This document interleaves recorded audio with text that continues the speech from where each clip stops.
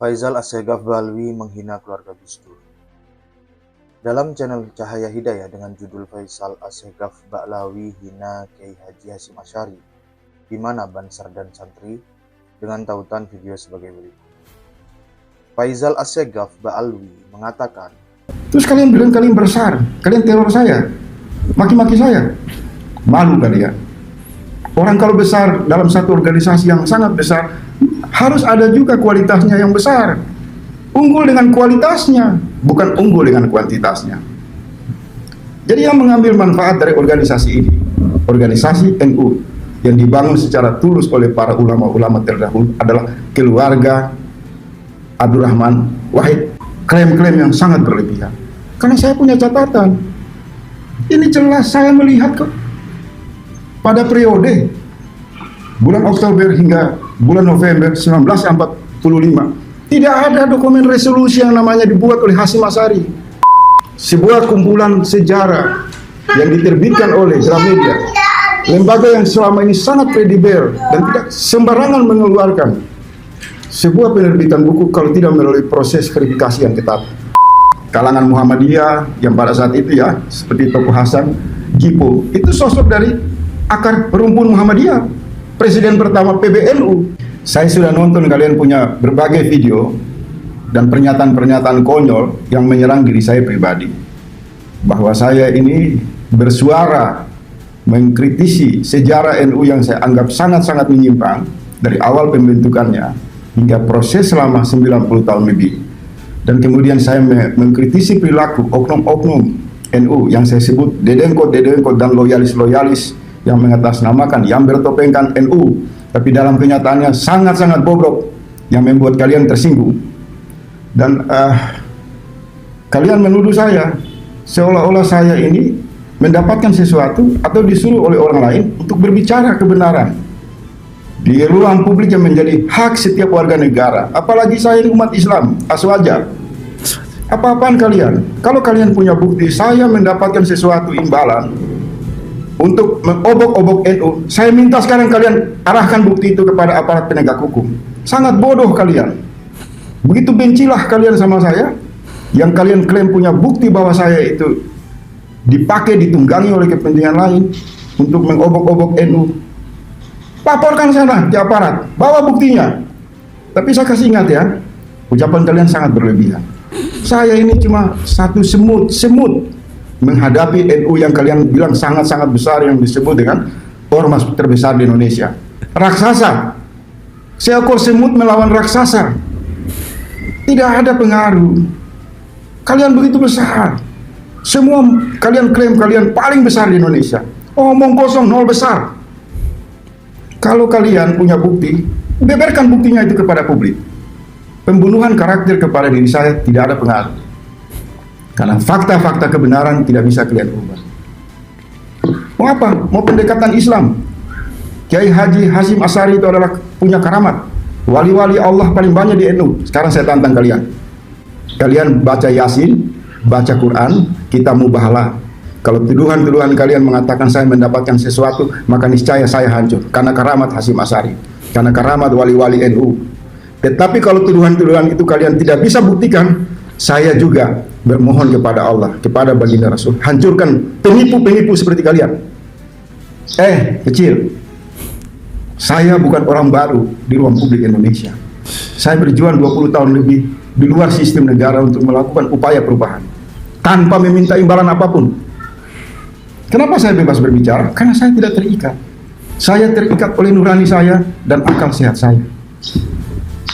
Saya mau buktikan sesungguhnya siapa yang mencari keuntungan faedah dari NU ini. Itu anak-anak Gus Dur. Terlalu banyak mereka bikin yayasan-yayasan, foundation-foundation untuk mencari uang. Dengan mengkultuskan Hasyim Asy'ari, mengkultuskan Gus Dur untuk mereka mendapatkan faedah.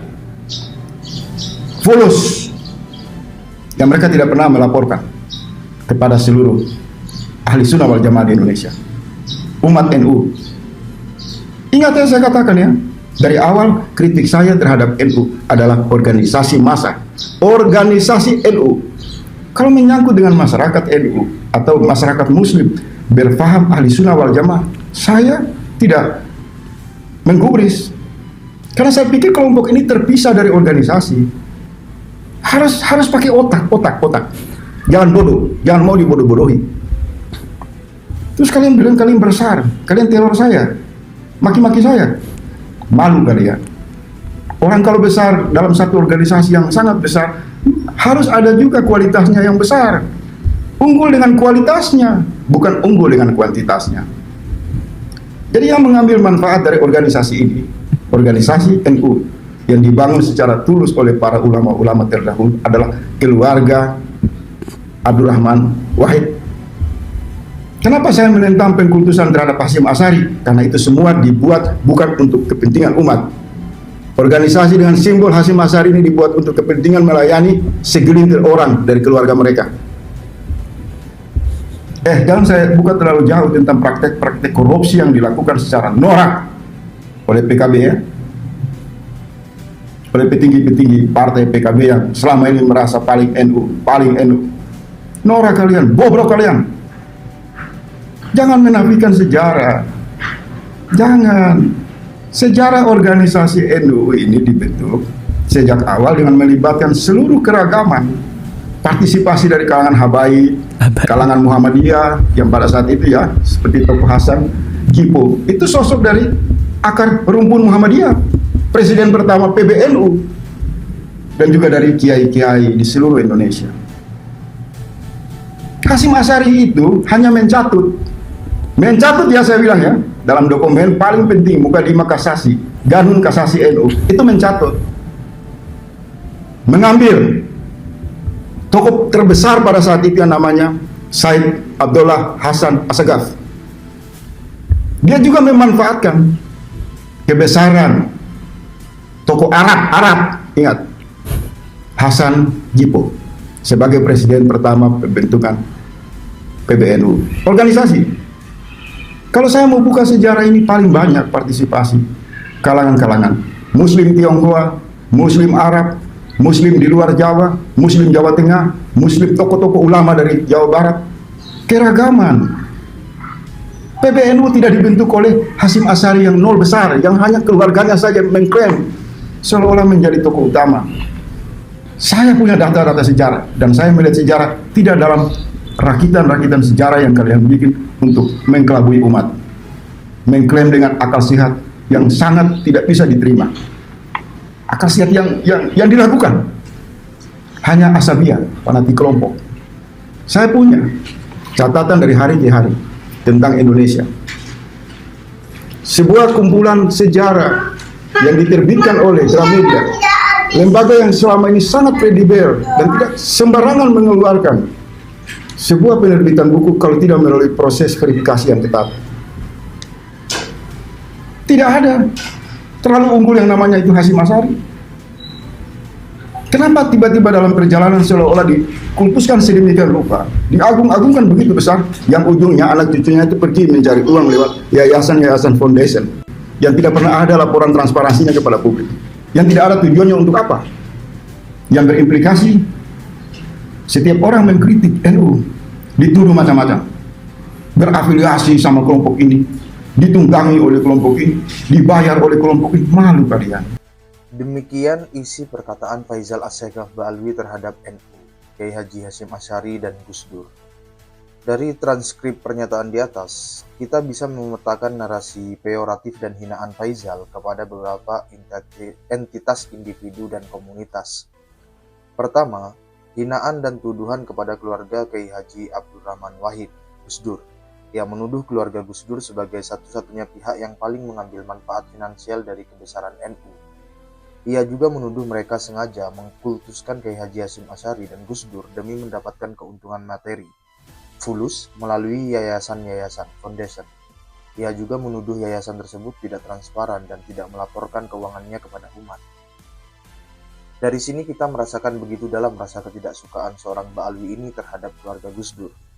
Yayasan yang didirikan oleh keluarga Gus Dur, seperti Gus Durian Network, Dawahid Institute, dan lain-lain, bergerak di ranah kemanusiaan, advokasi hak minoritas, perdamaian global, dan pemberdayaan ekonomi akar rumput.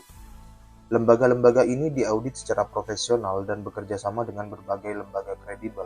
bukan tempat dalam tanda kutip mencari uang pribadi. Warga NU menghormati Gus Dur dan Kiai Haji Hasyim Asy'ari bukan karena dipaksa oleh keluarga, melainkan karena jasa besar kedua tokoh tersebut dalam sejarah bangsa. Kiai Haji Hasyim Asy'ari sebagai pahlawan nasional, Gus Dur sebagai bapak pluralisme dan Presiden RI keempat. Menyamakan rasa cinta kultural, mahabbah, umat dengan pengkultusan demi fulus adalah penyederhanaan yang sinis dan keliru.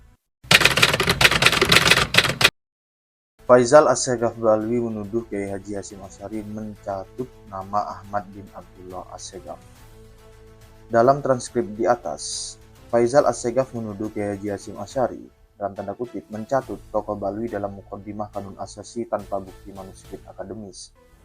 Demikian itu adalah fitnah sejarah.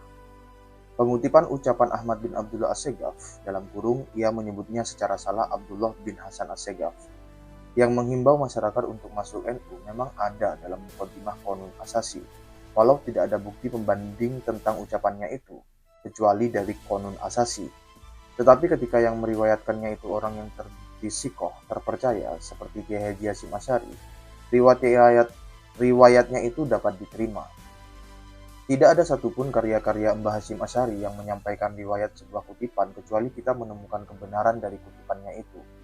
Menerima kutipan tentang Ahmad bin Abdullah Assegaf dalam Muqaddimah Qanun Asasi dari sosok sikoh seperti Kiai Haji Hasyim Asy'ari tanpa adanya mu'arrikh adalah sesuatu yang dibenarkan dalam metodologi ilmu hadis dan historis. Sedangkan untuk perawi yang telah didapati pernah berdusta dalam pengutipan, maka kutipan-kutipannya harus diverifikasi ketat. Ketika kita menerima riwayat dari ulama-ulama Ba'alwi tentang sejarah dan nasab misalnya, kita harus memverifikasi secara ketat, karena kegemaran mereka dalam berdusta tentang nasab dan sejarah. Sosok ulama-ulama Ba'alwi seperti Ali As-Sakron, Muhammad Hirid, Alwi bin Tahir Al-Haddad, Salim bin Jindan, Abdullah Muhammad Al-Habsyi, dan sebagainya, adalah ulama-ulama yang harus ditolak riwayatnya karena kedapatan beberapa kali berdusta dalam pengutipan. Seharusnya Faisal Assegaf berterima kasih kepada Kiai Haji Hasyim Asy'ari bahwa tokoh Ba'alwi yang tidak dikenal itu ucapannya dikutip, sehingga namanya sampai saat ini ada dalam Qanun Asasi. Sosok Ahmad bin Abdullah Assegaf bisa kita katakan sebagai sosok yang tidak konsisten. Hal itu jika kita cermati kata-katanya yang dikutip dalam Qanun Asasi yang menyerukan orang untuk masuk NU. Tetapi kemudian pada 8 Maret tahun 1928, ia sebagai sekretaris mengirim surat kepada pemerintah Belanda agar mengesahkan perkumpulan baru yang ia dirikan yang bernama Robitoh Alawiyah atau RA. Pendirian perkumpulan baru yang bergerak dalam bidang yang sama dengan NU, yaitu RA, menegasi seruannya sebelumnya agar orang masuk NU. Dalam konteks ini, perkataan Faisal Assegaf bahwa Kiai Haji Hasyim Asy'ari mencatut nama Ahmad bin Abdullah Assegaf ada benarnya jika Faisal Assegaf dapat membuktikan adanya pernyataan istidrak dalam kurung narasi lanjutan yang menganulir pernyataan sebelumnya dari Ahmad agar kata-katanya dihapus dalam Qanun Asasi. Dalam website resmi Robitoh Alawiyah, tujuan awalnya dibentuk RA banyak kesamaan dengan NU. Dalam statutan pasal 3, RA disebutkan di antara tujuan dibentuknya RA adalah mendidik anak piatu, menolong janda-janda, orang tidak mampu, fakir miskin, melaksanakan dan menyebarkan ajaran Islam dan bahasa Arab dan ilmu lainnya. Tujuan dalam poin-poin ini sama dengan tujuan NU dalam statutan NU saat pendiriannya. Jika keduanya sama, mengapa harus membentuk lagi? Kenapa tidak ikut NU saja? Pada tahun 1928 juga, RA membentuk perwakilan-perwakilan daerah yaitu di Probolinggo, Cianjur, Sukaraja, Tulungagung, Bangil, ND, Tegal, Jombang, Jember, Makassar, Mojosari, Lumajang, Malang, Sumeneb, dan Banyuwangi. Jadi, jika kita katakan bahwa ucapan Ahmad bin Abdullah Assegaf yang dimuat dalam Qanun Asasi itu tidak konsisten, kita mempunyai mubarrir, dalil pembenar. Jika ia konsisten dan tulus mendukung NU, untuk apa kemudian ia menjadi penggerak berdirinya RA, padahal poin-poin tujuannya sama? Ini adalah pelajaran sejarah yang penting bagi NU tentang akhlak dan sikap Ba'alwi terhadap NU yang dari dulu sampai sekarang tidak berubah. Mencari celah menyaingi NU jika ada kesempatan atau menyusup di dalamnya jika kenyataan berbicara sebaliknya. Tetapi, kadangkala pelajaran tentang sejarah banyak diabaikan oleh orang-orang yang tidak memiliki karakter kepemimpinan komunitas yang kuat. Faisal Assegaf menuduh dokumen resolusi jihad tidak ada. Dalam transkrip itu pula kita baca, Faisal Assegaf dengan begitu mudah mengklaim bahwa tidak ada dokumen resolusi jihad NU pada 22 Oktober 1945 yang dibuat untuk melawan penjajah. Padahal dokumen resolusi jihad disepakati dalam rapat ulama konsul-konsul NU se-Jawa dan Madura di Bubutan, Surabaya, yang dipimpin langsung oleh PBNU di bawah arahan Hadratus Syekh. Dokumen ini dimuat di berbagai surat kabar waktu itu, seperti Kedaulatan Rakyat. Mengatakan dokumen ini tidak ada, Faisal telah menghina intelektual NU sebagai pendusta, bahkan menganggap perangkat negara tidak berintegritas ketika menetapkan Hari Santri berdasarkan resolusi jihad yang ahistoris. Kenyataannya, resolusi jihad itu bukan hanya diumumkan NU kepada Nahdliyin, tetapi juga dimuat oleh beberapa surat kabar waktu itu. Surat kabar itu adalah bukti primer yang tidak dapat dibantah siapapun bahwa resolusi jihad itu benar-benar kejadian historis di masa lalu. Berbeda dengan klaim-klaim kaum Ba'alwi tentang sejarah, seperti tentang bahwa Ali Al-Habsyi Kuitang adalah penentu tanggal proklamasi. Cerita itu hanya cerita fiksi yang difabrikasi untuk tujuan tertentu tanpa ada data sama sekali. Jika Faisal Assegaf ingin bukti dokumen resolusi jihad, silakan buka arsip koran Kedaulatan Rakyat Yogyakarta edisi nomor 26 tahun ke-1, Jumat Legi 26 Oktober 1945. Faisal Assegaf mencoba membangun narasi bahwa sejarah NU adalah sebuah rekayasa, namun argumentasi yang ia gunakan justru rapuh dan terbantahkan oleh data-data yang nyata. Hinaan dan tuduhan Faisal Assegaf kemudian dilaporkan oleh beberapa unsur NU pada tahun 2021. Laporan tersebut diantaranya dibuat oleh Ketua Robitoh Ma'ahid Islamiyah Nahdlatul Ulama (RMI) NU, Kiai Haji Rahmat Zailani Kiki, dan terdaftar dengan nomor LP-B-0668-12, SPKT-Bareskrim Polri. Dalam proses pengusutannya, Bareskrim Polri telah memeriksa belasan saksi yang terdiri dari saksi pelapor dan ahli bahasa maupun sosiologi.